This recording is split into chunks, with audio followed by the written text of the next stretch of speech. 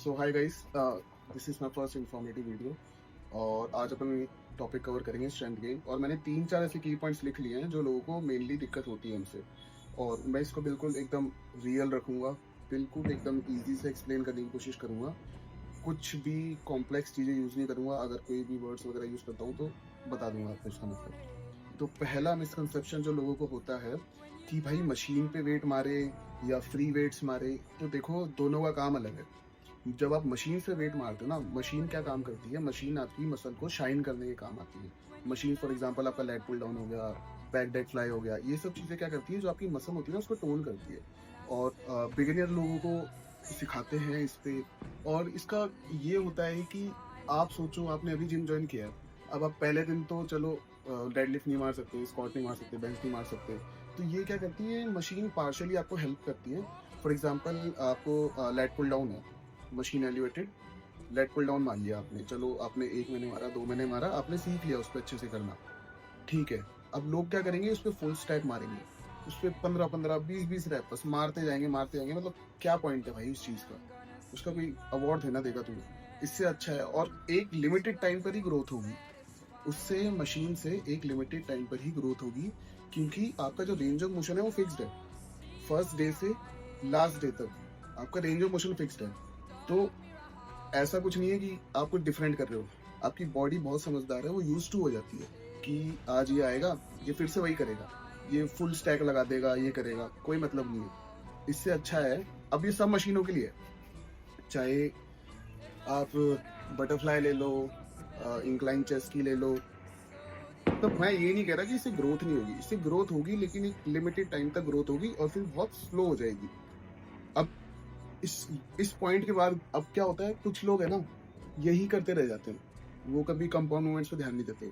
अब compound movements क्या हो गए? कंपाउंड मूवमेंट्स वो मूवमेंट्स हैं जिसमें आपको करते वक्त एक या दो या तीन मसल से ज्यादा, मतलब एक मसल से ज्यादा अगर आपका यूज हो रहा है तो कंपाउंड मूवमेंट्स है। फॉर एग्जांपल आपका पुशअप हो गया, पुल अप हो गया, आपका बेंच, स्क्वाट, डेड। तो ये आपके कंपाउंड मूवमेंट्स हो गए। करना क्या है, आप कंपाउंड मूवमेंट्स को ज़्यादा प्रायोरिटी दें। जैसे कि आप पुलअप्स मारिए, पुलअप्स मारो। अगर ठीक है आप 10 पुलअप लगा लेते हो, 15 पुलअप लगा लेते हो, बहुत अच्छी बात है। अगर आप 10 पुलअप लगा रहे हो, 15 पुलअप लगा रहे हो, तो आप वेटेड पुलअप्स लगाओ। अब वो है क्या? वो है कंपाउंड मूवमेंट। अब उससे फ़ायदा क्या मिलेगा आपको कि जब आप कंपाउंड मूवमेंट्स पे वेट मारते हो ना ज़्यादा, आपका स्क्वाट हो गया, बेंच हो गया, डेड हो गया, आप जब इन पे अच्छा कंपाउंड मूवमेंट्स पे वेट मारते हो ना, तो ये आपको प्रैक्टिकल वर्ल्ड में भी हेल्प करेगा। समझ रहे हो? क्योंकि इसका जो रेंज ऑफ मोशन है ना वो फिक्स नहीं है। समझ रहे हो? मशीन की तरह, मशीन का तो फिक्स है। अब इसका क्या है, अब जैसे आपका लेट पुल डाउन है, आपने मारा, आपने ये मारा, ये यहीं पे ही आएगा और कहीं नहीं आएगा। आप जाके पुलअप मारोगे, 4-5 मसल पकड़ेगा बैक की। आप उसको ऐसे मारो, ऐसे मारो, ऐसे मारो, तो 4-5 मसल तो पकड़ेगा ही पकड़ेगा। और ये प्रैक्टिकल है। आप घर पे भी आप कोई भी काम कर रहे हो ना, आप सिलेंडर भी उठा रहे हो, उसमें भी आपका वो भी एक कंपाउंड मूवमेंट है। अब आपने कंपाउंड मूवमेंट्स पे इतना ध्यान दिया है कि आपकी जो मसल है ना वो प्रैक्टिकली बहुत स्ट्रांग है, तो आप घर की चीज़ें भी, ये सब काम भी उठा सकते हो। तो ये बहुत प्रैक्टिकल है, बढ़िया चीज़ है, ये करो।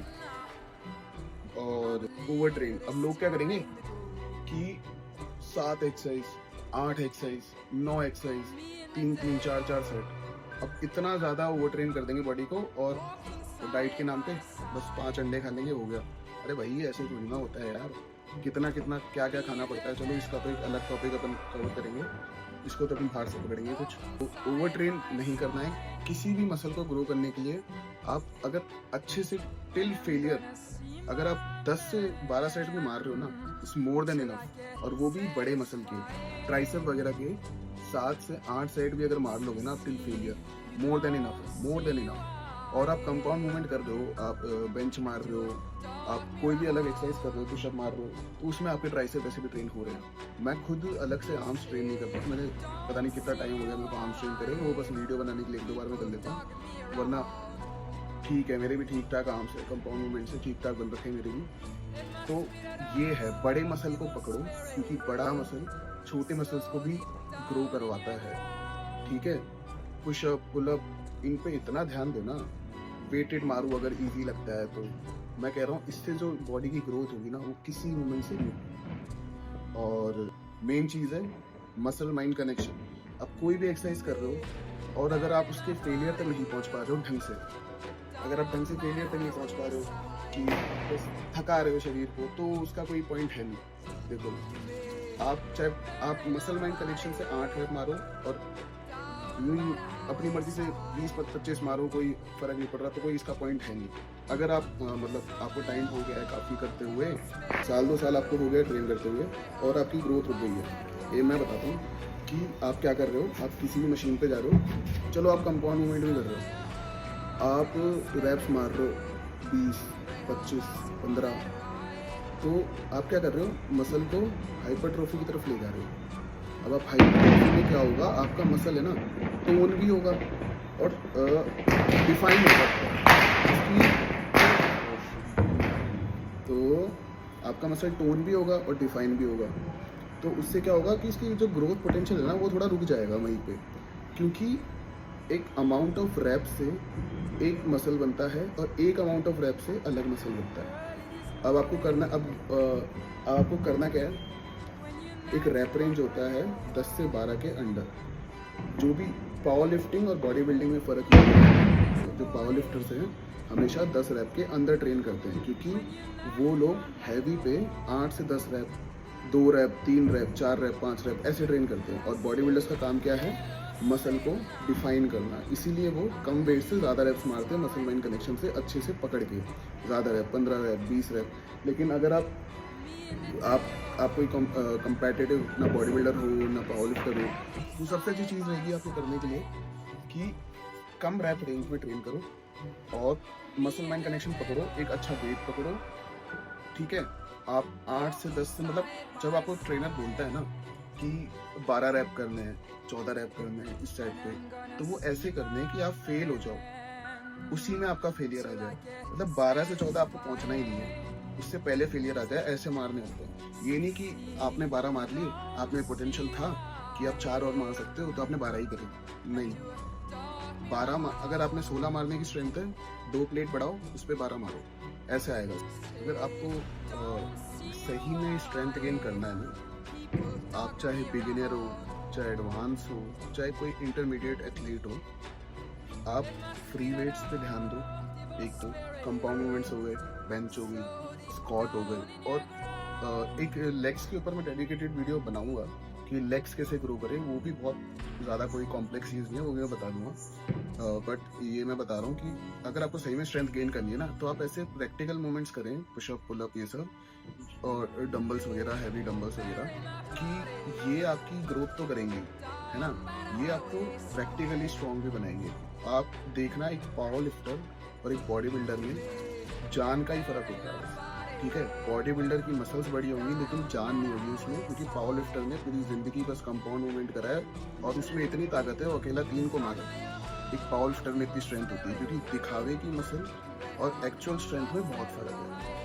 ऐसा हो सकता है कि इतनी सी मसल हो और इतनी स्ट्रेंथ हो, और ये भी होता है कि इतनी मसल हो और इतनी सी स्ट्रेंथ हो। तो इस चीज़ का ध्यान रखो कि अब क्या है, दिखावे में मत जाओ कि यार मेरे को बड़े मसल करने हैं, यार मैं बाइसेप मारूंगा, सिर्फ ट्राइसेप मारूंगा, मेरे को बड़ा बाइसेप करना है। भाई कोई मतलब नहीं है, ठीक है। वो तुम्हारा 19-20 इंच का बाइसेप कोई काम का नहीं है कि अगर तुम्हें घर से सिलेंडर भी नहीं उठाओ, ठीक है, कभी इमरजेंसी पड़ गई, किसी को उठाना पड़ गया, तो कोई मतलब का नहीं है बाइसेप, ठीक है। तो जान बनाओ, ठीक है, जान बनाने पे ध्यान दो, मसल अपने आप बनेगा। मसल बाय प्रोडक्ट है जान का, तुम अच्छे से खाओ, जान लगाओ, अपने आप बनेगी बॉडी। और मैं ये नहीं कहता कि आप मशीन्स को प्रायोरिटी ना दो, क्योंकि मशीन्स क्या है, आपकी सिमेट्री बनाएंगी, शाइन देगी बॉडी को, और मतलब मेनली चीज़ है कि आपको, मतलब मेन चीज़ जो है वो सिमेट्री है, कि आपका एक हाथ ऊपर नीचे ना हो। क्योंकि क्या होता है, मोस्टली एक हाथ डोमिनेंट होता है, एक नहीं होता है। आप डंबल्स भी ले रहे हो कंपाउंड मूवमेंट्स में, लेकिन एक से आपके 10 रैप निकल रहे, 1 से 12 निकलते हो, तो ऊपर नीचे हो जाती हैं ये चीज़ें। जो स्टार्ट आप कर रहे हो, आप स्टार्टिंग में तो मशीन्स पे ही ध्यान दो, और स्क्वाट, बेंच, डेड, इन चीज़ों पे हल्का हल्का सा आप ग्रेजुअली वेट बढ़ाओ, एकदम से वेट मत बढ़ाओ। स्टार्टिंग में मशीन्स को प्रायोरिटी दो।